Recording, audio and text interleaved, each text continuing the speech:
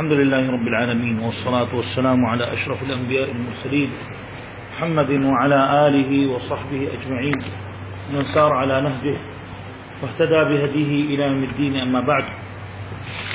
آج انشاءاللہ عقیدے کے درس ہوگا اور یہ تقریباً 5واں درس ہے اس سلسلے میں. پچھلے دروس میں عقیدے توحید کے اہم مسائل ذکر کیا گیا تھا. اس میں سے ایک مسئلہ ذکر کیا گیا توحید کے بارے میں کہ توحید کے معنی ذکر کیا کہ انسان اللہ سبحانہ و تعالیٰ کی طاعت کرے اور اللہ سبحانہ و تعالیٰ کو صرف ایک ہی ماننا چاہیے اور اللہ کو ایک ہی سمجھنا چاہیے اللہ کے اسماء اور صفات میں یا ربوبیت میں یا الوہیت میں. اور وہ مسائل اس میں تفصیل کے ساتھ ذکر کیا گیا ہے. توحید کے مخالف اور اس کا ضد جو ہے شرک ہے. تو شرک آج کے درس میں انشاءاللہ شرک کے معنی اور اس کے اقسام، اس کے انواع اور پھر اس کا انجام کیا ہے اور اصغر اور اکبر میں کیا فرق ہے، انشاءاللہ سارے مسائل انشاءاللہ ذکر کریں گے. اور یہ بھی پچھلے درس میں ایمان کے بارے میں جب بات ہوئی تھی تو بتایا گیا کہ ایمان لانا مسلمان پر واجب ہے اور ہر وہ کام جو ایمان کے مخالف ہے یا جس کی وجہ سے ایمان کم ہو جاتا ہے اس سے بچنا چاہیے. اور بتایا گیا کہ 3 نواقض الایمان 3 ہیں. ایک شرک ہے، کفر ہے اور نفاق. شرک کے بارے میں آج انشاءاللہ ذکر کریں گے اور نفاق اور کفر کے بارے میں انشاءاللہ یہ اگلے 2 درس میں بیان کیا جائے گا. شرک عربی میں ہم لوگ اکثر سنتے ہیں قرآن میں اللہ فرماتے مشرک لوگ شرک کرتے ہیں، انسان شرک سے بچو. تو شرک اصل کیا ہے؟ شرک اصل عربی لفظ ہے اور اس کا اصل جو معنوی ہے، اصل لغوی معنی ہے شرک سے لیا گیا یا شراکت سے. شرک کے مطلب یعنی جعلی. تو جعلی کو عربی میں شرک کہتے ہیں. اسی لیے جعلی یعنی کسی کو شکاری کرنا، جیسے کبوتر کو پکڑنے کے لیے یا کسی کو پھنسانے کے لیے تو اس کو شرک کہتے ہیں. تو شرک بھی اسی میں سے لیا گیا کیونکہ انسان جب شرک یعنی وہ جعلی میں پھنس جاتا ہے تو پھر اس کے بعد وہ برباد ہو جاتا ہے. انسان جو شرک میں پڑ جاتا ہے تو برباد ہوتا ہے. اسی طرح جو شرک میں جو جانور پھنس جاتا ہے وہ حقیقت میں برباد ہی ہوتا ہے. اور ایک معنی شراکت سے ہے اور یہ زیادہ قریب ہے. شراکت یعنی پارٹنرشپ جو ہوتا ہے. انسان آج کل جب آپ کسی دکان سے گزرو اکثر شریکہ لکھا رہتا ہے. وہ مطلب کیا ہے؟ اس میں کئی لوگ شریک ہوتے ہیں.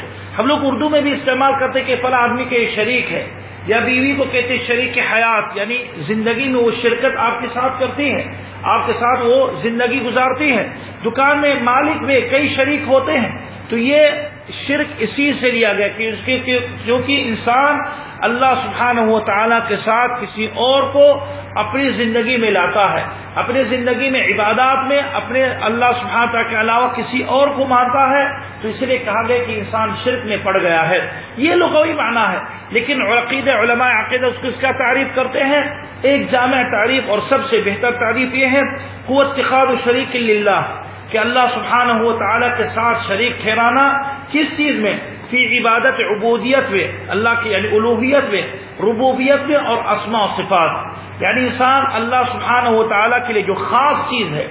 اور بتا کہ توحید صرف خاص اللہ کے لیے ہونا چاہیے. کسی انسان، کسی ولی، کسی فرشتہ، کتنا بھی اچھا انسان ہے اس کو اس میں شریک نہیں ٹھہرا سکتے اور اس کو وہ چیز ان کے لیے عقیدہ نہیں رکھ سکتے. اگر انسان کرتا ہے کہ اللہ کے ساتھ وہ کام کر سکتا ہے یا وہ بھی مستحق ہے تو اسی کو شرک کہتے ہیں اور اس سے بچنا ضروری ہے. شرک ختم کرنے کے لیے اللہ سبحانہ و تعالی تمام انبیاء کو بھیجا. انبیاء علیہم الصلوۃ والسلام کیوں دنیا میں آئے؟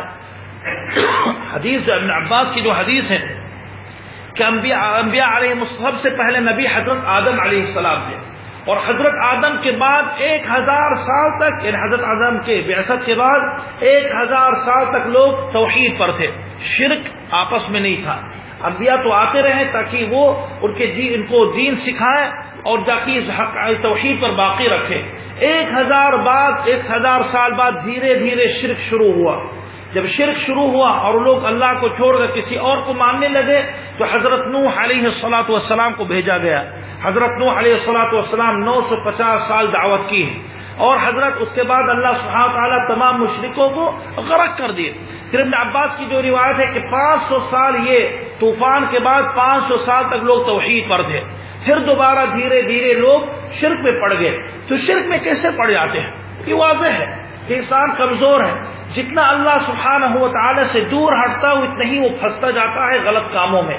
ایک مسلمان جب نماز پڑھتا ہے، عقیدہ صحیح رہتا ہے، علم حاصل کرتا ہے تو شرک میں پڑھنے میں کم خطرہ ہوتا ہے، کم خطرہ ہے کہ وہ شرک میں پڑھے۔ لیکن جب انسان اللہ سے غافل ہے، نماز تو ہو سکتا ہے کبھی پڑھ لیے لیکن اس کے پاس علم نہیں ہے، جو بھی بری خیالات آتی دھیرے دھیرے وہ بڑھتی جاتی ہے، یہاں تک کہ انسان آخری میں کسی اور کے لیے سجدہ اور کسی اور کے لیے عبادت کرنے لگتا ہے۔ اور بتایا گیا شروع پہلے درس میں کہ انسان کے لیے سب سے بڑا دشمن کیا ہے؟ انسان کا سب سے بڑا دشمن جہالت ہے، سب سے وہی دشمن ہے، اس سے بچنا چاہیے۔ انسان علم حاصل کرے، دین کے مسائل، اللہ کے متعلق جو اہم مسائل اس کو سیکھنا چاہیے، تو پھر آپ بچو گے۔ لیکن انسان جب جاہل رہتا ہے، اس کے پاس علم نہیں ہے، تو جو بھی اس کو پہلی بات سنا دیتا ہے سمجھتا ہے ہاں ان کی بات صحیح ہے، یہ غلط ہے۔ انسان کو عقیدہ کے مسائل خوب سیکھنا چاہیے، اور یہ اہم چیز ہے جو عوام کو سکھانا چاہیے۔ نماز روزہ عبادات وہ ضروری ہے، لیکن اس سے ضروری ہے کہ ہم لوگ ان کے توحید پہلے صحیح کریں۔ شرک بتایا گیا کہ اسی کے لیے انبیاء کو بھیجا گیا اور اسی کے لیے کتابیں اللہ نے نازل کی ہے، اسی کے لیے اللہ نے انسان کو پیدا کی ہے۔ اللہ فرماتے کیا ہے؟ وما خلقت الجن والانس، آگے کیا ہے؟ الا لیعبدون، کہ میں نے انسان اور جنات کو میں نے تخلیق اس لیے صرف کی تاکہ وہ میری صرف عبادت کرے، یعنی توحید قائم کرے، اسی مقصد کے لیے اللہ نے پیدا کی ہے۔ تو یہ مقصد یہی اس کو قائم رکھنا چاہیے۔ لیکن اگر کوئی انسان یہ مقصد کو ختم کرتا ہے، شرک میں چلا جاتا ہے، تو اس سے بڑھ کر اور کون ظالم ہو سکتا ہے، اور انشاءاللہ اس کی شناعت اور قباحت آگے ایک مسئلے میں ذکر کریں گے۔ شرک کس کام میں ہو سکتا ہے؟ شرک اصل جیسا کہ توحید کے اقسام کتنا ہے پتہ ہے کہ توحید 3 ہے۔ الوہیت میں یعنی عبادت میں اللہ کو صرف اللہ کے لیے عبادت ہونی چاہیے، ربوبیت میں کہ صرف اللہ کو مالک رازق مدبر سمجھا جائے، اور اسماء و صفات یعنی وہ صفات جو خاص اللہ کے لیے صرف رکھنا چاہیے۔ یہ تینوں میں شرک پڑ سکتا ہے، تینوں میں شرک ہو سکتا ہے۔ پہلے قسم الوہیت میں، وہ سب سے زیادہ اسی میں شرک ہے۔ الوہیت سے مطلب کیا ہے؟ یعنی اللہ سبحانہ و تعالیٰ کے لیے اللہ کی صرف عبادت کرنی چاہیے، چاہے وہ عبادت چھوٹی ہو یا بڑی، عبادت ظاہر ہو جیسا کہ نماز روزہ، یا چھپی ہے جیسا کہ توکل کرنا، محبت کرنا یا خوف رکھنا، یہ سب دلی کی عبادت ہے۔ تو یہ عبادت چاہے ظاہر ہو یا باطن ہو، چھوٹی ہو یا بڑی، ہر عبادت کس کے لیے ہونی چاہیے؟ صرف اللہ کے لیے، اور اللہ کے لیے وہی ہونا چاہیے۔ اگر کوئی بندہ کوئی بھی عبادت مکمل ضروری نہیں ہے، کوئی ایک ہی عبادت چاہے ہو، اگر کوئی انسان اللہ کے ساتھ نہ کہ اللہ کو چھوڑ کے اللہ کے ساتھ کسی اور کو بھی اس کے لیے کرتا ہے تو یہ اسی کو شرک کہتے ہیں۔ یعنی نماز کس کے لیے ہونی چاہیے؟ اللہ کے لیے، لیکن اگر کوئی ایک نماز پڑھتا کہ یہ بابا کے نام سے، یہ فلاں اللہ کے رسول کے نام سے میں پڑھتا ہوں، تو یہ شرک ہوا۔ اسی طرح اگر کوئی انسان ذبح کرتا ہے، ذبح کس کے لیے ہونا چاہیے؟ صرف اللہ کے لیے۔ اگر کوئی کہتا پیر کے نام سے، جادو کے نام سے، یا بلا جادوگر کے نام سے جنات کے لیے میں ذبح کرتا ہوں، جیسا کہ لوگ کرتے ہیں مسلمان لوگ، جنات جادو ختم کرنے کے لیے کہتے فلاں جنات کے لیے تم اتنا بکرا، کالا بکرا، کالی مرغی یا مرغا تم ذبح کرو، لوگ کرتے ہیں کہ نہیں؟ تو یہ شرک ہے۔ اگر کوئی طواف صرف اللہ کے لیے ہے، اگر کوئی انسان درگاہ میں جا کے وہیں بابا کے لیے طواف کرتا ہے تو وہ بھی شرک ہے۔ دعا کس کے لیے؟ اللہ سے صرف دعا مانگنی چاہیے۔ اگر کوئی بندہ اللہ سے نہیں، کسی پیر یا کسی ولی یا کسی بابا یا کسی انسان سے مانگتا ہے، یعنی حاجات پورا کراتا ہے، تو یہ شرک ہے۔ اللہ سے ڈائریکٹ مانگنا چاہیے۔ اگر کوئی انسان بیچ میں کسی کو بڑا سمجھ کے اس کے ذریعے سے وسیلہ کرتا ہے تو وہ بھی شرک کی قسم ہے۔ تبرک صرف اللہ سبحانہ جس میں برکت رکھی اس سے برکت انسان لے سکتا ہے، لیکن اگر انسان سمجھتا ہے کہ فلاں چیز یا فلاں آدمی میں برکت ہے اور میری تقدیر بدل سکتا ہے تو یہ بھی شرک ہے۔ تو ہر وہ عبادت جو خالص اللہ کے لیے ہے، اگر کوئی بندہ کسی اور بندے کے لیے کرتا ہے یا کسی فرشتے کے لیے کرتا ہے یا کسی نبی کے لیے کرتا ہے تو وہ کام کیا کہ اس کو کیا کہیں گے؟ اسی کو شرک کہتے ہیں۔ تو یہ عبادت میں الوہیت میں ہے۔ توحید الربوبیت میں یہ کم لوگ پڑھے، یعنی کم، اس غلطی میں اکثر مسلمان اس میں نہیں ہے۔ ربوبیت کے مطلب یہ ہے کہ اگر انسان یہ عقیدہ رکھے کہ میرا رب اللہ ہے اور اس کے ساتھ کوئی اور ہے، یا تو صراحت کہے تو یہ شرک ہے، یا تو کوئی نہ کہے، کوئی نہیں کہتا کہ میرا رب اللہ کے علاوہ کوئی اور ہے، حتیٰ کہ کافر کفار مکہ بھی اللہ فرماتے ہیں اگر آپ کہو ان سے کہ تمہارا رب کون ہے تو کیا کہیں گے؟ کہیں گے اللہ۔ یعنی کہیں گے ہمارا رب اللہ ہے لیکن معبود اللہ کے علاوہ اور کوئی ہے، تو رب وہ مانتے تھے اللہ، لیکن بہت سے مسلمان اور کافر لوگ رب میں بھی شرک کرتے ہیں۔ کس طرح؟ اصل بتا گے کہ رب کے مطلب یہ کہ انسان اللہ کو مالک سمجھے، خالق اور مدبر۔ بہت سے مسلمان اور بہت سے کافر لوگ خوش ہوئے، اور بہت سے مسلمان کیا کہتے ہیں؟ کہتے فلاں چیز کی تخلیق کرنے اللہ کے ساتھ کوئی اور تخلیق کر سکتا ہے۔ اور یہ میں اکثر ذکر کرتا ہوں، جیسا کہ کچھ لوگ جو قادری کہتے ہیں ہم لوگ قادری اور اس میں غلو کرتے ہیں، کہتے ہیں ہمارا غوث اعظم عبد القادر جیلانی بھی تخلیق کر سکتے ہیں۔ یہ ربوبیت میں شرک ہے کہ انسان یہ کہتا ہے کہ اللہ کے ساتھ کوئی اور خالق ہے۔ اگر کوئی کہتا کہ آسمان و زمین کو چلانے والا اللہ کے علاوہ اور کوئی ہے، یعنی زمین پر تصرف کرنے والے، جیسا کہ ہم لوگ کے تصوف والے ہیں اقطاب، جس کو قطب کہتے ہیں، قطب کے مطلب کیا؟ یعنی وہ بھی آسمان و زمین کے چلانے اور اس کے بر حسمت یعنی اپنے ہاتھ لگا سکتے اور چلا سکتے، نظام بدل سکتے ہیں، تو یہ شرک ربوبیت میں ہے۔ اگر کوئی کہتا ہے کہ اللہ سبحانہ و تعالی مالک ہے لیکن اللہ کے ساتھ اللہ کے رسول بھی مالک ہے، یا اللہ کے ساتھ حضرت آدم مالک ہے، تو یہ بھی شرک ہے، لیکن کس میں؟ ربوبیت میں۔ حقیقت میں مالک کون ہے؟ اللہ ہے۔ ہم لوگ بھی کچھ چیزوں کے مالک ہیں لیکن مکمل ہم لوگ کی ملکیت نہیں ہے۔ یہ موبائل میرا ہے لیکن اللہ سبحانہ و تعالیٰ اصل مالک اللہ ہے۔ اللہ جب چاہے تو اس کو برباد کر سکتے ہیں اور میں اس کو حفاظت تو کروں گا، لیکن اللہ جب چاہے تو اس کو لے سکتے ہیں ہم سے۔ تو ہم مجازی مالک ہیں لیکن حقیقی مالک کون ہے؟ اللہ سبحانہ و تعالیٰ ہے۔ تو یہ ربوبیت میں ہے۔ شرک کچھ صفات میں بھی بہت سے مسلمان کرتے ہیں۔ بتایا گیا کہ اللہ کے بہت عظیم عظیم صفات ہیں۔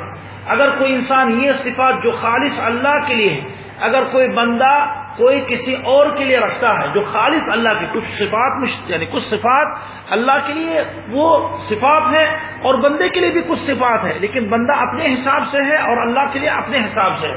یعنی جیسا کہ زندگی، زندہ رہنا، یہ اللہ بھی زندہ ہے اور مخلوقات بھی زندہ ہے، لیکن ہم لوگ کی زندگی الگ ہے، ناقص ہے، کبھی بھی ختم ہو سکتی ہے، اور اللہ کی زندگی کامل ہے، اس میں کمی بالکل نہیں ہے اور دائم ہمیشہ کے لیے رہے گا۔ لیکن کچھ صفات خاص اللہ کے لیے، اگر کوئی بندہ کہتا ہے کہ کوئی بندہ بھی وہ صفت کا حامل ہے تو وہ بھی شرک ہو سکتا ہے۔ جیسا کہ ہم لوگ جانتے ہیں کہ اللہ سبحانہ و تعالیٰ قیوم ہے، اللہ صمد ہے۔ قیوم کے مطلب ہے اللہ ہر چیز پر مکمل انداز سے قائم ہے، اس میں کوئی کمی نہیں آتی ہے، نہ سوتے ہیں نہ غافل ہوتے ہیں، نہ وہ اللہ سبحانہ تعالیٰ اس سے بالکل اس اللہ کے ہاتھ سے اللہ کی نگاہ سے دور ہٹتا ہے۔ اگر کوئی بندہ کہتا ہے کہ ہاں فلاں فرشتہ بھی اللہ کی طرح اس طرح کرتا ہے تو یہ اللہ کے ساتھ شرک کے صفات میں، یا اگر کوئی کہتا ہے کچھ اور کام ہے کہ اللہ سبحانہ و تعالیٰ جیسا کہ اللہ سب سے قوی ہے، اتنا طاقتور ہے کہ اللہ کے سبحانہ تعالیٰ کے قوت میں کوئی کمزوری نہیں ہے۔ اگر کوئی کہتا ہے اللہ کی قوت کی طرف فلاں آدمی کی قوت ہے یا اس سے قریب ہے تو اس سے شرک صفات میں ہے۔ تو بہت سے مسلمان پڑھتے ہیں کچھ باتوں میں سمجھ نہیں پاتے ہیں، کہتے ہیں، تو اسی لیے مسلمان کو چاہے تینوں میں شرک نہ کرے، اور خاص کر شرک جو پڑتا ہے عموماً انسانوں میں پہلے قسم عبادات میں الوہیت میں لوگ پڑھتے ہیں۔ یہاں اس کے بعد ایک مسئلہ ہے کہ شرک کے اقسام کتنا ہے۔ شرک دو قسم ہے، شرک اکبر ہے اور شرک اصغر ہے۔ شرک اکبر جو ابھی شروع میں اس بیان کیا گیا ابھی تک، اور ابھی کچھ اور بیان کریں گے، اور شرک اصغر بھی اس کے اقسام انشاءاللہ ذکر کریں گے۔ تو ابھی تک شرک اکبر کے بارے میں بات ہو رہی، بتائیں گے کہ سب سے قبیح گناہ اور یہ خطرناک ہے، اسی کو سدھارنے کے لیے اللہ سبحانہ وتعالی انبیاء کو بھیجا اور اس سے بچنا ضروری ہے۔ شرک اکبر کی کیا قباحت ہے؟ شرک اکبر کی بہت بڑی قباحت ہے، بہت ہی خبیث گناہ ہے اور بہت ہی عظیم گناہ ہے، اور اس سے ہر حال میں بچنا چاہیے۔ کیوں؟ اس کے بہت سارے اسباب ہیں۔ کیوں شرک سے ہم لوگ کو اللہ بار بار کہتے کہ بچو؟ بہت سے لوگ یہ سمجھتے ہیں جیسا کہ حدیثوں میں آتا ہے کہ جو شرک کرتا ہے اللہ کے ساتھ اور مرتا اسی حالت میں، وہ کبھی جنت میں نہیں داخل ہوگا۔ تو اور پھر انسان جب جہنم کی آیت پڑھتا ہے کتنا عذاب، اتنا سزا دیا جاتا ہے، تو انسان کبھی سوچتا ہے کہ اتنا بڑا جرم کیا کیے کہ اللہ ان کو اتنا زیادہ عذاب دے رہا ہے، ان کو اتنا عذاب کیوں مل رہا ہے؟ وہ تو صرف شرک کیا ہے؟ شرک بڑی بات ہے۔ شرک ایسی بات ہے کہ اگر اللہ فرماتے کہ جو لوگ کہتے کہ اللہ کے پاس اولاد ہے، اس سے اللہ فرماتے کہ اس اتنا بھاری یہ قول ہے اور عظیم ہے کہ اس سے آسمان و زمین بھی پھٹنے والی ہے۔ ایک انسان شرک کرتا ہے، دل میں اس کا کچھ احساس نہیں ہے، لیکن یہ اتنا عظیم گناہ ہے کہ اگر اس کی کوئی حقیقت ہوتی، یعنی اس کا کوئی مادہ ہوتا، کوئی چیز ہوتی اور زمین پہ یا آسمان پہ رکھ دیا جاتا تو پھٹ جاتی. اتنا ہی عظیم جرم ہے. تو یہ عظیم جرم کیوں ہے اور کیوں ہم لوگ اس سے بار بار اس سے بچاتے ہیں؟ اس کی کئی اسباب علماء نے ذکر کی ہے. اس کی شناعت، اس کی قباحت کیا ہے؟ پہلے یہ ہے کہ قرآن میں اللہ سبحانہ و تعالی شرک کو کیا کہا؟ اس کو لقب دیا ہے. کیا کہا؟ اس کو لقب یہ دیا ظلم عظیم. حضرت لقمان کے سورہ لقمان میں ہے، حضرت لقمان اپنے بیٹے کو سمجھا رہے تھے. کیا کہتے ہیں؟ یا بنی لا تشرک باللہ، اے میرا بیٹا تم اللہ کے ساتھ بالکل شرک مت کرو. کیوں؟ ان الشرک لظلم عظیم، بے شک شرک سب سے بھاری ظلم ہے. اور یہ ظلم اس طرح ہے کہ اللہ اس کو معاف نہیں کرتے ہیں. تو ظلم کیوں؟ ظلم کس کے حق میں ظلم ہے؟ ایک ظلم انسان اپنے اوپر کرتا ہے، کیونکہ انسان جب شرک کرتا ہے تو سمجھو اپنے آپ کو جہنم میں داخل کرا دیے. اور ایک ظلم کس کے اوپر ہے؟ اللہ سبحانہ و تعالیٰ پر ظلم انسان نہیں کر سکتا ہے، لیکن مجازی ظلم کہہ سکتے کہ اللہ کا جو حق ہے کہ اللہ نے آپ کو روزی دی ہے، آپ کو ساری نعمتیں دی ہے، اس کی شکریہ ادا کرنے کے بجائے آپ کس کی عبادت کرتے ہو؟ کسی اور کی عبادت کرتے ہو. تو یہ حق آپ ضائع کیا. اللہ کا یہی حق ہے اور اللہ کا حق آپ کسی اور کو دے رہے ہو. تو یہ مجازی ظلم ہے، اسی لیے ظلم عظیم کہا گیا ہے. اس سے بڑھ کر اور کوئی گناہ نہیں ہے. اور اسی طرح اللہ کے رسول اس کو اکبر الکبائر کہا، یعنی کبیرہ گناہوں کے سب سے اکبر اور سب سے بڑا جرم ہے. کیا دلیل ہے؟ اللہ کے رسول فرماتے ہیں الا انبئکم باکبر الکبائر، کیا تم لوگ کو نہ بتاؤ کہ سب سے بڑا کبیرہ گناہ کیا ہے؟ تو لوگ نے کہا بلا اللہ کے رسول بتائیے. تو اللہ کے رسول سب سے پہلے شرک کے نام لی ہے اور حدیث بخاری مسلم ہے.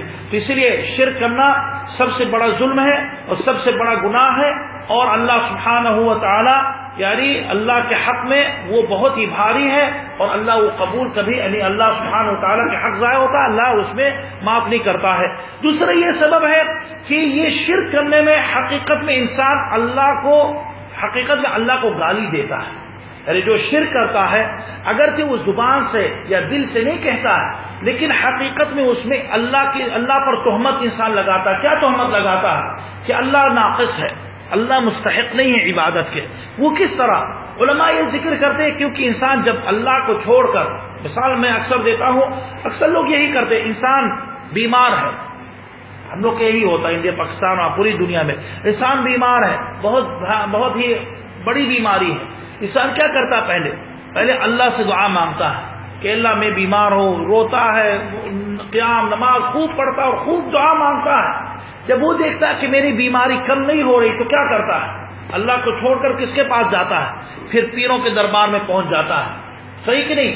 اب اسے بڑے بڑے لوگوں کے پاس، جادوگروں کے پاس جاتا ہے. کیوں؟ کہتے میرا علاج کرو. اب وہ تہمت اللہ کو لگا رہا ہے، اگر اسے زبان سے نہیں کہہ رہا، لیکن یہی اس کی حالت یہ ہے، یہ کہنا چاہتا ہے کہ اللہ کے دروازے پر میں آیا ہوں اور اللہ مجھے میری بیماری کو ختم نہیں کر پائے.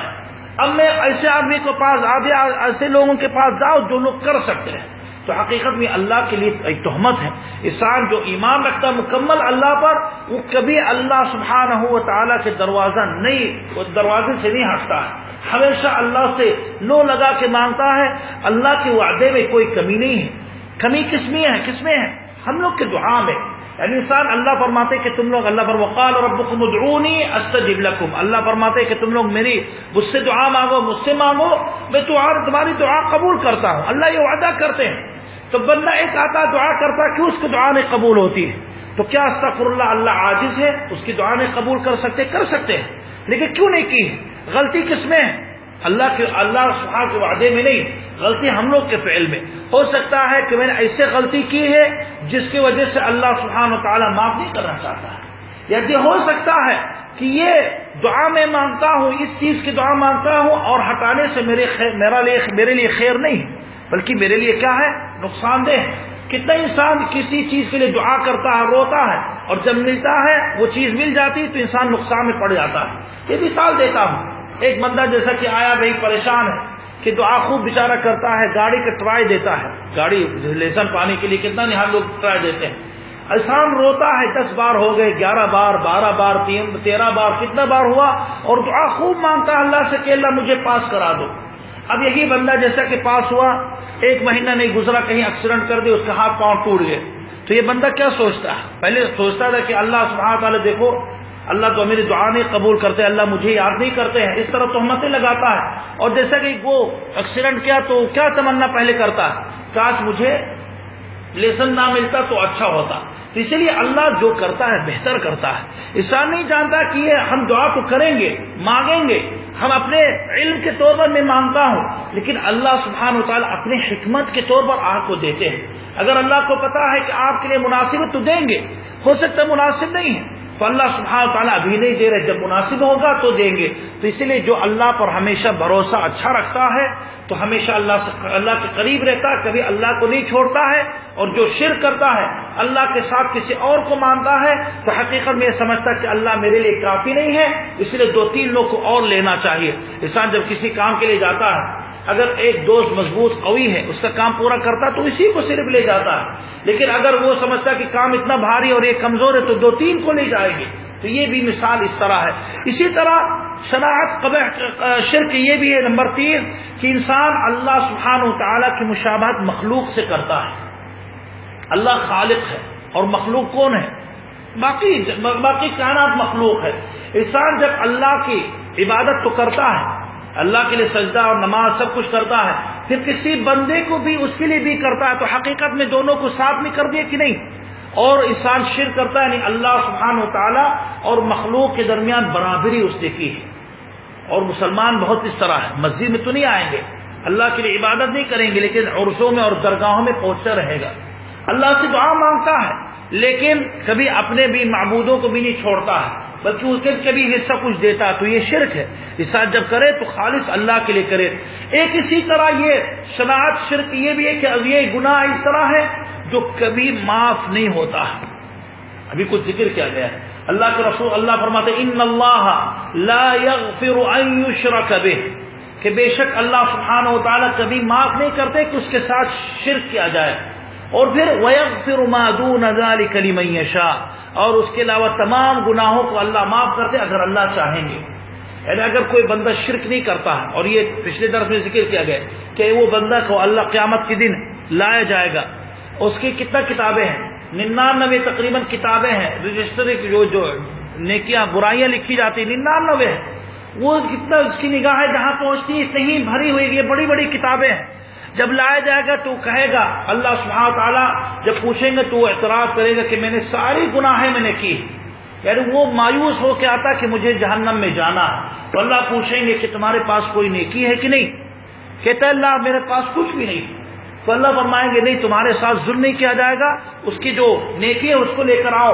تو ایک بطاقہ، ایک کارڈ میں یہ اشہد اللہ الہ الا اللہ لکھا رہے گا، لا الہ الا اللہ. اس کی صرف یہی نیکی کہ وہ توحید کے کام کرتا تھا اور شرک نہیں کرتا تھا، صرف ایک ہی نیکی. تو وہ دیکھیں کہ اللہ یہ تو کارڈ ہے اور 99 رجسٹری کتابیں ہیں، اس کے سامنے کیا ہو سکتا ہے؟ تو اللہ فرمائیں گے نہیں، بلکہ اس کو 99 کتابیں ایک طرف ترازو میں رکھا جائے گا، اور پھر جب بطاقہ وہ کارڈ رکھا جائے گا جس میں کلمہ توحید ہے، وہ جب رکھا جائے گا تو بھاری ہو جائے گا اور ساری کتابیں اڑ جائیں گی.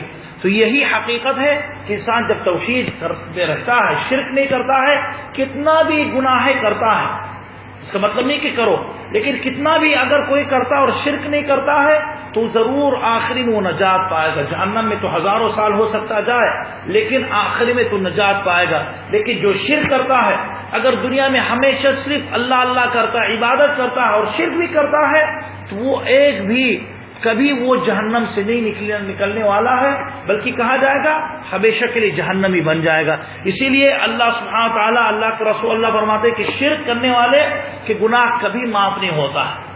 تو اس لیے شرک سے، یہ سب سے بھاری گناہ سے بچنا چاہیے. نمبر 5 یہ ہے کہ شرک کرنے سے انسان کا تمام عمل باطل ہو جاتا ہے. یعنی اگر کوئی بندہ نماز پڑھتا ہے، روزہ رکھتا ہے، حج کرتا ہے، عبادات کرتا ہے، تمام نیکیاں کرتا ہے، لیکن وہ شرک کرتا ہے اللہ کے ساتھ، تو یہ ساری عبادات برباد ہو جاتی ہیں. بہت سے لوگ، ہم لوگ جب یہ ذکر کرتے تو بہت سے لوگ کہتے ہیں یار تو یہ کافروں کے بارے میں ہے، یہ مسلمان جو توحید کا یہ نماز پڑھتا ہے اگرچہ شرک کرتا ہے اس سے قبول ہو جائے گا. کہیں کہ نہیں، قرآن میں اللہ یہ بہت کثرت سے ذکر کی ہے. اور اعتراض کرنے والے کیا کہتے ہیں کہتے یہ مراد جو آیات قرآن میں یہ مشرکوں کے حق میں ہے، مسلمانوں کے حق میں نہیں. آپ لوگ دونوں کو کیوں برابر کرتے ہیں؟ کافروں کے حق میں یہ کہا گیا ہے، مومنوں کے حق میں نہیں. غلط ہے. اب دیکھیے سورہ زمر کے آیت ہے، اللہ فرماتے ہیں وَلَقَدْ أُوحِيَ إِلَيْكَ، اے اللہ کے رسول صلی اللہ علیہ وسلم، اے اللہ کے رسول آپ پر یہ پیغام نازل کیا گیا ہے. وَإِلَى الَّذِينَ مِن قَبْلِكَ، اے اللہ کے رسول آپ پر اور پچھلے تمام انبیاء پر یہ وحی اور یہ بات بتائی گئی. کیا بتایا گیا ہے؟ لَإِنْ أَشْرَكْتَ لَيَحْبَطَنَّ عَمَلُكَ، اے اللہ کے رسول اور اے تمام انبیاء اگر تم لوگ شرک کرو گے تو تمہارا عمل سارا برباد ہو جائے گا. اور کیا کہا؟ وَلَتَكُونَنَّ مِنَ الْخَاسِرِينَ، اور لَيَحْبَطَنَّ عَمَلُكَ، اور تم خسارے اٹھانے والوں سے بچ جاؤ گے. یعنی یہ کس کے لیے خطاب ہے؟ کافروں کے لیے نہیں. کس کے لیے؟ اللہ کے رسول اور انبیاء کے لیے. تو جب علماء کہتے ہیں جب انبیاء اور رسول صلی اللہ علیہ وسلم خدا نہ خواستہ وہ لوگ تو نہیں کبھی ہو سکتا، لیکن اگر شرک بھی کرتے تو اللہ اس میں بھی رحم نہیں کھا، اللہ سبحانہ وتعالی رحم نہیں کریں گے. اللہ سبحانہ وتعالی ان لوگوں کے بھی عمل برباد کر دیں گے اور جہنم میں ڈال دیں گے. یہ کس کے لیے دھمکی دی گئی؟ انبیاء کے لیے. تو جو ہم لوگ جو انبیاء سے کم بہت ہم لوگ کے رتبہ کم ہے تو ہم لوگ کو تو اور عذاب میں جانا چاہیے اگر خدا نخواستہ شرک کریں گے. تو اسی لیے انبیاء جب اللہ سبحانہ ایک قاعدہ ہے کوئی مستثنی شرک کرنے والا جہنم میں. اللہ نہیں دیکھتے کہ وہ نبی کے رشتہ دار ہے یا نبی کے بیٹا ہے یا نبی کے باپ ہے یا کوئی بھی ہے. حضرت حدیث میں ایک مختصر میں ذکر کرتا ہوں، حضرت آدم اپنے باپ کو کتنا دعوت دی. قیامت میں حدیث میں اللہ کے رسول فرماتے ہیں جب قیامت ہوگی اور دونوں ایک دوسرے سے ملیں گے تو بیٹا کہے گا، حضرت ابراہیم کہیں گے اے باپ میں نے تم کو کتنا نصیحت دی ہے کہ آپ اللہ کے ساتھ شرک مت کرو، کیوں تم نے کی؟ تو وہ کہیں گے باپ اسی وقت جب احساس کریں گے کہ آج جہنم میں جانا ہے تو کہیں گے اب میں تمہاری بات مانتا ہوں.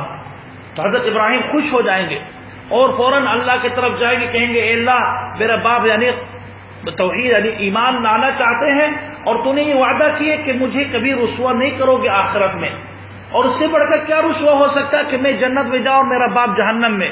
یہاں تک پوری بات نہیں ہوتی ہے، اللہ سبحانہ تعالیٰ حکم دیتے کہ ان کے باپ کو اٹھا کے ان کی شکل بدل دیتے ہیں اور کسی خبیث جانور کی شکل میں بنا دیتے ہیں.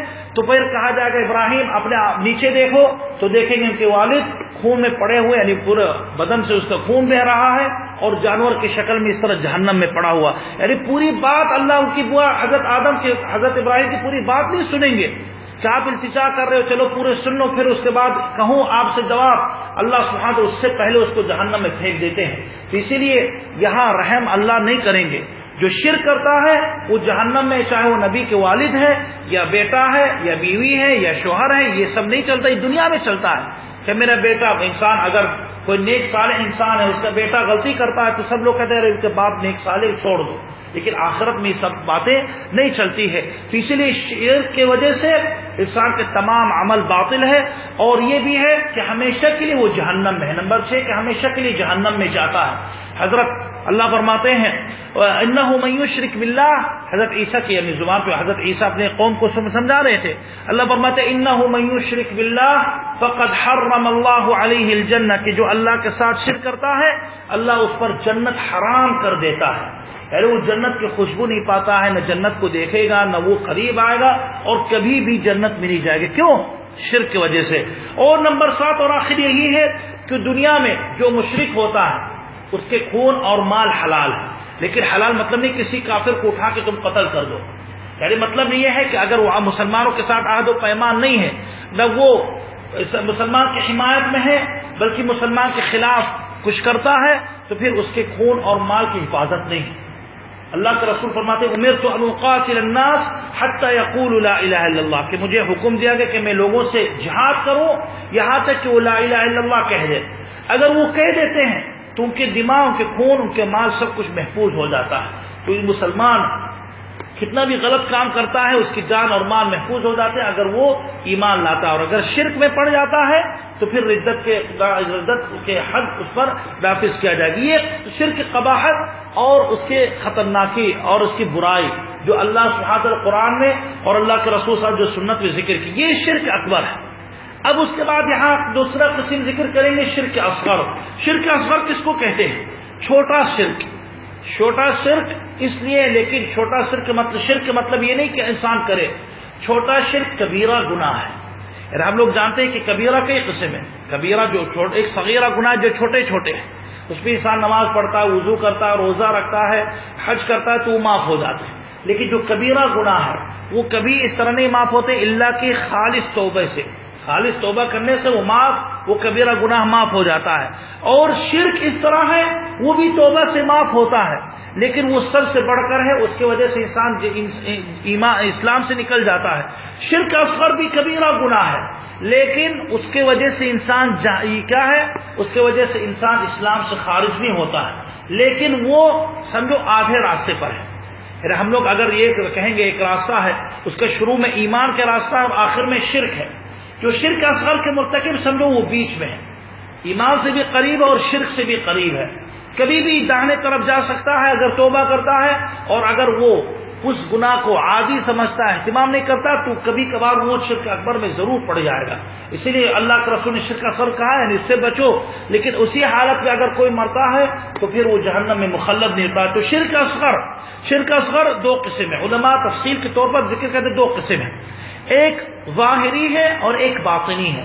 ظاہری کے مطلب یعنی جو ظاہر ہوتا ہے، ہر ایک دیکھ سکتا ہے، اور ایک باطنی ہے جو اندر دل سے اس کا تعلق ہے، انسان نہیں دیکھ سکتا ہے. تو جو ظاہری ہے چاہے وہ قولی ہو یا فعلی ہو، یعنی کچھ شرک اس طرح ہے جو ظاہر ہوتا ہے، انسان زبان سے کرتا ہے، جیسا کہ غیر اللہ پر قسم کھانا. بہت سے مسلمان تو قسم کھاتے، میرے بیٹی کی قسم، میرے والدے کی قسم، کعبے کی قسم، رسول صلی اللہ علیہ وسلم کی قسم. یہ سب غلط ہے. اللہ کے رسول صلی اللہ علیہ وسلم فرماتے ہیں من کان حالفا فلیحلف باللہ او لیصمت. تم میں سے اگر کوئی قسم کھانا چاہتا تو اللہ پر قسم کھائے ورنہ خاموشی اختیار کرے. اور یہ حدیث میں آتا من حلف بغیر اللہ فقد اشرک، کہ جس نے غیر اللہ پر قسم کھائی وہ اس نے شرک کے کام کی. یعنی جیسا کہ اگر کوئی بندہ کہتا ہے ماں کی قسم کیوں کھاتے ہو؟ کہتے میری ماں بہت ہی عظیم ہے، میں کیسے جھوٹ بولوں گا. غلط ہے. اپنی بات کو تاکید کرنے کے لیے، اور یہ مسئلہ انشاءاللہ الگ درس ہوگا، اپنے جب قسم کھانا ہے تو اللہ پر قسم کھاؤ، کیونکہ اللہ سے بڑھ کر کوئی ہے نہیں. تو اسی لیے اپنی بات کو پکا کرنے کے لیے عظیم مبارک اور عظیم چیز سے تم اس کو ربط رکھو، اللہ سے بڑھ کر کون ہو سکتا ہے. لیکن اگر کوئی بندہ سمجھتا کہ میری ماں بھی عظیم ہے، وہ بھی بہت ہی مبارک ہے، وہ بھی اللہ کی طرح، جس طرح اللہ سبحانہ و تعالیٰ نام لے کر میری بات پکی ہوتی ہے، اسی طرح میری والدہ یا والد یا بیٹی کے نام، تو یہ شرک اسی کی طرح ہو گئے. اسی لیے یہ اکبر نہیں ہے، یہ اصغر ہے. کب اصغر ہوگا؟ اگر انسان کے بنا سوچ کے کہتا ہے. لیکن اگر انسان یہ سوچتا کہ میری ماں بھی اللہ کے برابر ہے اور وہ بھی اس کی پر قسم کھانے سے میری تقدیر بدل جاتی ہے، تو پھر وہ اکبر ہو سکتا ہے. تو اس لیے آپ کیسے پتہ چلو گے کہ آپ کی کیا نیت ہے؟ اسی لیے کہا کہ اصغر ہے اور اکبر بھی ہو سکتا ہے. تو یہ قسم کھانا غیر اللہ پر یہ شرک اصغر ہے جو ظاہر ہے. اسی طرح انسان اگر کہے ما شاء اللہ و شئت، یعنی انسان جب بات کرتا ہے تو بات کے زبان کے بھی ایک ہونی چاہیے، جسے انسان خیال کر کے بات کرے. جس سے بہت سے لوگ غلطی کیا کرتے ہیں، جب کوئی آپ سے التجا کرتا ہے ارے بھائی صاحب آپ میرا کام کر دو، تو کوئی کہتا ہے یار آپ اللہ سبحانہ و تعالیٰ سے دعا کرو اللہ کر دیں. کہتے نہیں، یا اللہ بھی اگر چاہے اور آپ بھی اگر چاہو گے تو بن جائے گا. تو یہ بھی اللہ کے رسول اس کام سے روکا ہے. انسان اللہ کے رسول صلی اللہ علیہ وسلم کے پاس کوئی آئے اور کہنے لگے اے اللہ کے رسول اگر اللہ چاہیں گے اور آپ چاہیں گے تو ہو جائے گا، تو اللہ کے رسول صاحب نے فرمایا اجعلتنی للہ ندًا، کیا میں مجھے اللہ کے برابر کر دی ہے؟ بلکہ تم یہ کہو ما شاء اللہ وحدہ، اگر اللہ چاہے گا تو ہوگا. کیوں یہ غلط ہے؟ کیونکہ اصل مشیت اور ارادہ اور چاہت کس کے ہوتی ہے؟ اللہ کے. ہم لوگ جو بھی چاہتے ہیں جب تک اللہ نہیں چاہیں گے نہیں ہوگا. آپ یہیں سے دبئی جانا چاہتے ہو، لیکن اگر اللہ نہیں چاہیں گے تو کسی بھی طریقے سے آپ کو مجبور ہو کے روک دیں گے. گھر میں کوئی مصیبت آپ کے لے آئیں گے تو آپ رک جاؤ گے، گاڑی خراب ہو جائے گی تو رک جاؤ گے، بیمار ہو جاؤ گے تو رک جاؤ گے. تو اللہ روکنا چاہتے ہیں تو روک دیں گے. تو اس لیے انسان کوئی بھی کام جب کہے تو نہ کہے ما شاء اللہ و شئت، اگر اللہ چاہے اور چاہو آپ بھی چاہو تو ہو جائے گا. یہ کہو ما شاء اللہ وحدہ، یا یہ کہو ما شاء اللہ ثم شئت. یہ کہو کہ اگر اللہ چاہے پھر اس کے بعد اگر آپ چاہو تو ہو جائے گا. یہ جائز ہے. یعنی پھر کہنے سے پتہ چلتا ہے کہ درجہ نمبر 1 کون ہے؟ اللہ ہے. درجے نمبر پہ دوسرے نمبر پہ ہم ہیں، آپ ہو، تو یہ جائز ہے. لیکن انسان وا جب کہتے ہیں، عربی میں واو جب کہا جاتا ہے تو برابری ہو جاتی ہے. عموماً یہ پتہ چلتا ہے کہ دونوں برابر ہیں اور یہ شک ہوتا ہے. اس لیے انسان ثم کہے. تو سما کے مطلب یعنی اس کے بعد، اگر اللہ چاہے پھر اگر آپ چاہو یا اس کے بعد تو جائز ہے۔ ہر کام میں اس طرح، صرف مشیت نہیں، ہر کام میں اپنے الفاظ میں لحاظ کرو اور اللہ سبحانہ تعالیٰ کے ساتھ شرک نہیں کرنا چاہیے۔ یہ قولی ہے۔ فعلی طور پر جو شرک اصغر ہے، جو اکثر مسلمان اس پر مبتلا ہے، کیا ہے؟ تعویذیں لٹکانا۔ آج کل ہم لوگ کے اکثر ملک میں سارے لوگ کے گلوں میں تعویذ ہے، جس کے گلے میں تعویذ ہے اس کو توڑنا چاہیے۔ اللہ کے رسول صلی اللہ علیہ وسلم نے روکا ہے، حدیث میں آتا اللہ کے رسول صاحب فرماتے ہیں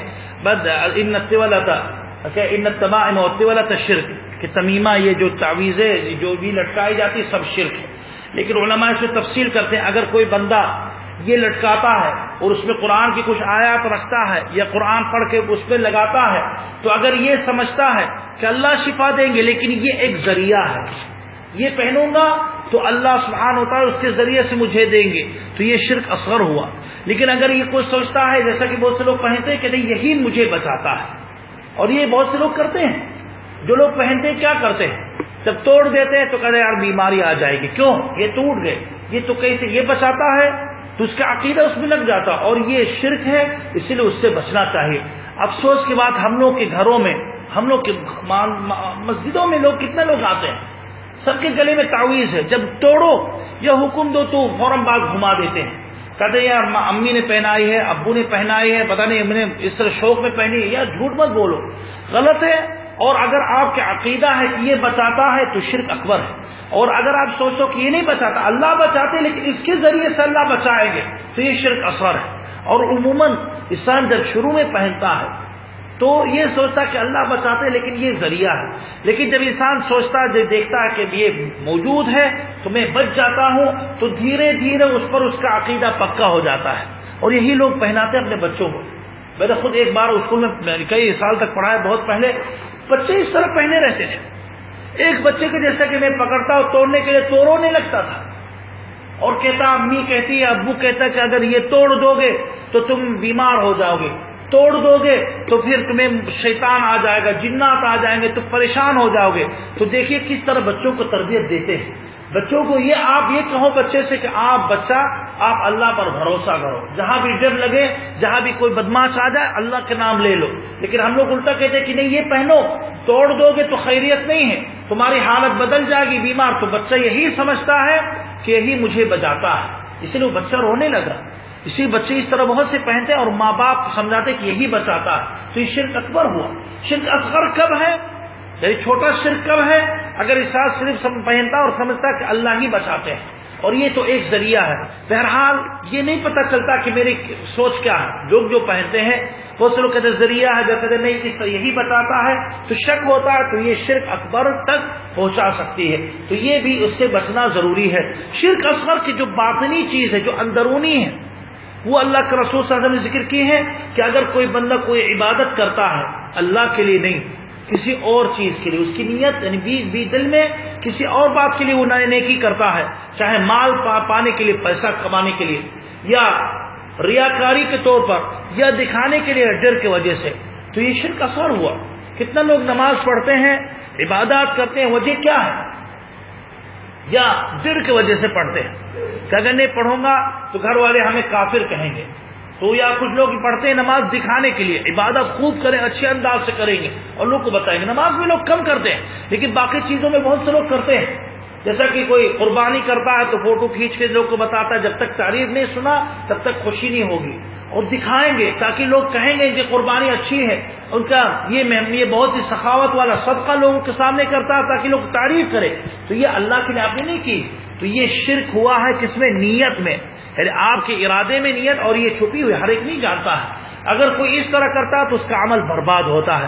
اللہ کے رسول صلی اللہ علیہ وسلم فرماتے تھے اخوف ما اخاف علیکم الشرک الاصغر، یعنی سب سے زیادہ جو میں ڈرتا ہوں، یعنی تم لوگ کے لیے میں ڈرتا ہوں کہ تم لوگ نہ پڑ جاؤ، وہ چھوٹا شرک۔ لوگ نے پوچھا اللہ کے رسول چھوٹا شرک کیا ہے، اصغر کیا ہے؟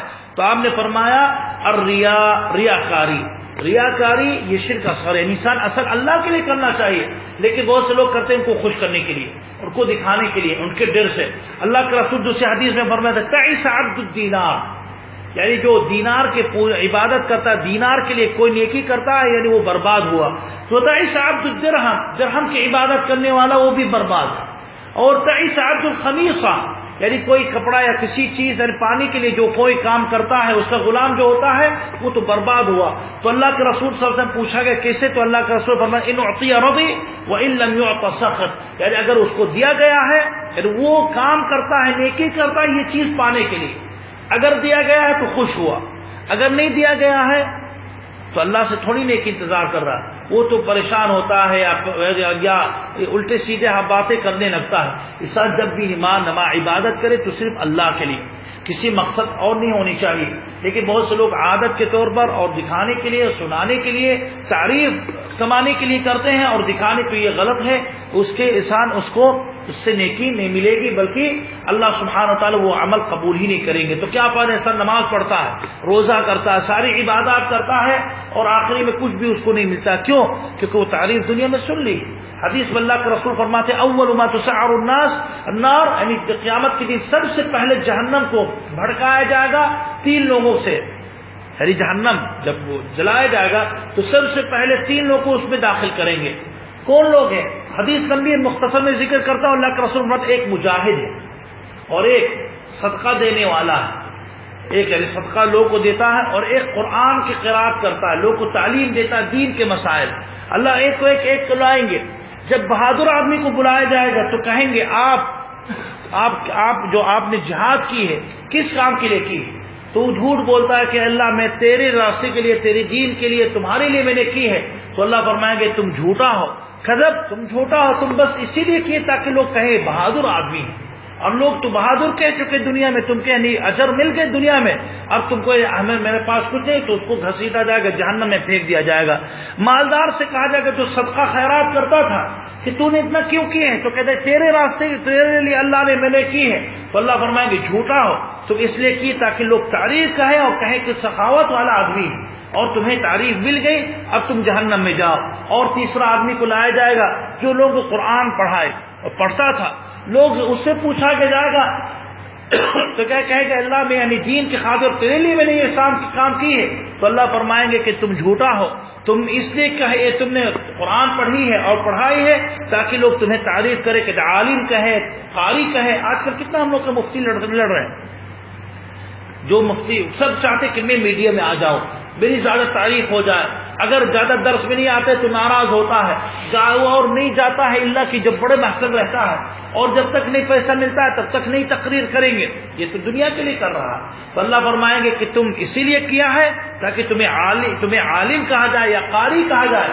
اور کہا گیا دنیا میں تو کہہ دیا کہ لوگ آپ کو تعریف خوب کیے، جاؤ جہنم میں. تو اس لیے انسان جب بھی کرے تو خالص اللہ کے لیے. لیکن یہاں مسئلہ آتا ہے کہ اگر انسان نیکی کرنے کے بعد ہی تعریف سنتا ہے، اگر آپ اللہ کے لیے کر رہے ہو لیکن کوئی بات میں تعریف کر دیا، آپ جیسا کہ سخاوت ماشاءاللہ کرتے ہو، آپ اچھے کام کرتے ہو، کرنے کے بعد کچھ لوگ تعریف سناتے ہیں اور آپ کے کام تک پہنچے کہ لوگ خوش ہیں اور آپ کی تعریف کر رہے ہیں، تو اس پہ کوئی عیب نہیں. اللہ کے رسول سے جب پوچھا گیا تو کہتے تلک عاجل بشر المؤمن، کہ مومن کے جو خوشخبری دی گئی ہے کہ اللہ بدلہ دیں گے، آخرت میں تو مل جائے گا، لیکن سمجھو اللہ کچھ یعنی معجل یعنی دنیا میں کر دی ہے. یعنی آپ تو اللہ کے لیے کی ہے تو اس کے بدلے میں اللہ آخرت میں تو دیں گے اور دنیا میں کچھ ابھی دے دی. لیکن اگر کوئی انسان دنیا کے لیے کر رہا ہے تو آخرت میں کچھ نہیں پائے گا، دنیا میں سب کچھ وہ حاصل کر لے گا. تو انسان جب بھی کرے تو نیت خالص کر کے عبادت کرے، یہ ورنہ وہ شرک اصغر ہو جاتا ہے. اور اگر مکمل کسی اور کے لیے کرتا ہے تو شرک اکبر ہی ہو جائے گا. شرک آخری مسئلہ ہے اور اختتام کریں گے شرک اکبر اور اصغر میں کیا فرق ہے. شرک اکبر بتائے گا کہ انسان اللہ کو چھوڑ کر کسی اور کے لیے عبادت کرتا ہے، جیسا کہ کسی اور کے لیے طواف کرتا ہے، کسی اور بابا کے نام سے، کسی اور کے لیے ذبح کرتا ہے، کسی اور کے لیے سجدہ کرتا ہے، کسی اور کے لیے نیکی کرتا ہے، یعنی مکمل اس کے لیے کرتا ہے لیکن ریاکاری میں مکمل اسی کے لیے کرتا ہے تو شرک اکبر ہے. اور دوسرے قسم شرک اصغر ہے. دونوں میں کیا فرق ہے؟ تقریباً 3-4 فرق ہے. پہلے فرق یہ ہے کہ شرک اکبر کرنے سے انسان اسلام سے خارج ہو جاتا ہے اور شرک اصغر سے اسلام سے انسان خارج نہیں ہوتا ہے. یعنی اگر آپ دیکھو گے کہ کوئی بندہ اللہ کو چھوڑ کر کسی اور کے لیے سجدہ کرتا ہے اور خوشی سے کوئی شبہ نہیں، اگر وہ مسلمان ہے تو اس سے پر ہے حجت قائم کریں گے. یعنی اگر کوئی مسلمان کر رہا ہے، شرک کر رہا ہے، غلط کام کر رہا ہے تو فوراً ہم کافر اس کو نہیں کہہ سکتے. یہ انشاءاللہ ردت کے احکام، بلکہ اس کو ہم سمجھائیں گے، پوری حجت اس پر قائم کریں گے. جب کوئی بھی حجت باقی نہیں رہ جائے گی اور پوری اس کو سمجھ میں آ جائے گی تو پھر علماء فتویٰ جاری کر سکتے کہ فلاں آدمی مرتد ہوگی. ورنہ ہر ایک نہیں آپ درگاہ سے گزرو کریں تو مشرک لوگ کافر لوگ کیا کر رہے ہیں، اس کو کافر نہیں کہہ سکتے ہو، پہلے اس کو سمجھاؤ. لیکن یہ عمل اس کی وجہ سے انسان اسلام سے خارج ہو سکتا ہے. اور شرک اصغر جیسے کوئی ریاکاری کرتا ہے یا کوئی جیسا کہ غیر اللہ پر قسم کھاتا ہے تو یوں اسلام سے خارج نہیں ہوا. دوسرا فرق یہ ہے کہ شرک اکبر کرنے والے شخص اس کا ٹھکانہ کہاں ہے؟ ہمیشہ کے لیے جہنم میں ہے. اور شرک اصغر جو کبیرہ گناہ اس نے کی ہے اور شرک اصغر کی ہے وہ ہمیشہ کے لیے جہنم میں نہیں جائے گا. ہو سکتا ہے جتنا گناہ ہے اتنا ہی جہنم میں جاتا ہے، اگر اللہ تعالیٰ اس کو پاک کر دے اور پاک ہو گئے پھر وہ جنت میں انشاءاللہ ضرور جائے گا. شرک اکبر کرنے سے سارا عمل باطل ہوتا ہے. انسان جب شرک اکبر کرتا ہے اس کی ساری نیکی ساری ختم ہو جاتی ہے. اور شرک اصغر کرنے سے سارا عمل ختم نہیں ہوتا ہے بلکہ اتنا ہی گناہ ملتا ہے جتنا اس نے کی ہے. شرک اکبر کرنے سے انسان کے خون اور مال حلال ہو جاتا ہے اور شرک اصغر سے اس کا مال اور خون حلال نہیں ہوتا، ابھی تک مسلمان ہے. اور آخری فرق کہتے علماء شرک اکبر کرنے والے شخص نہ اس کے وراثت میں اس کے اولاد، اگر وہ توحید والے ہیں تو ان کے اولاد پا سکتے ہیں کچھ، نہ وہ اس کو مسلمان کے قبر میں اس کو دفنایا جائے گا. یعنی جس پر فتویٰ علماء کے جاری ہے کہ مرتد ہوا، لیکن جس پر ابھی تک کوئی فتویٰ نہیں ہوا، شرک کر رہا تھا جہالت میں، تو وہ اس کے بارے میں نہیں کہیں گے، اس میں احتیاط کرنا پڑے گا. لیکن جو مکمل شرک اکبر کے مرتکب اور مصر ہے کہ میں کروں گا اور یہی راستہ صحیح ہے اور اس پر حجت قائم ہو چکی ہے، تو پھر وہ بہت سے علماء کہتے ہیں کہ وہ مسلمانوں کے ساتھ کیا ہے وہ اس کی میراث مسلمان نہیں لیں گے اور اسی طرح وہ مسلمانوں کے ساتھ اس کے دفن نہیں کریں گے. لیکن شرک اصغر کرنے والا شخص وہ اس کی اس حالت نہیں ہوگی بلکہ اس کے لیے اس کی میراث تقسیم کیا جائے گا، میراث بھی پائے گا اور مسلمانوں کے ساتھ اس کے دفن کیا جائے گا. اس لیے انسان ہر قسم کے شرک سے بچنا چاہیے. شرک اصغر بھی بہت ہی عظیم ہے، کبیرہ گناہ ہے اور انسان دھیرے دھیرے اس پر جب اصرار کرتا ہے تو اکبر تک پہنچ جاتا ہے.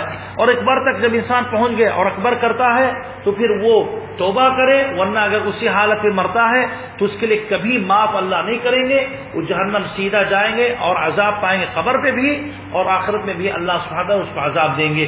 اللہ سے دعا کہ اللہ سبحانہ وتعالی ہم لوگ کو ہمیشہ توحید اور ایمان پر قائم رکھے اور تمام قسم کو کفر اور شرک سے ہم لوگ کو بچائے. صلی اللہ علی محمد وعلی آلہ وصحبہ اجمعین.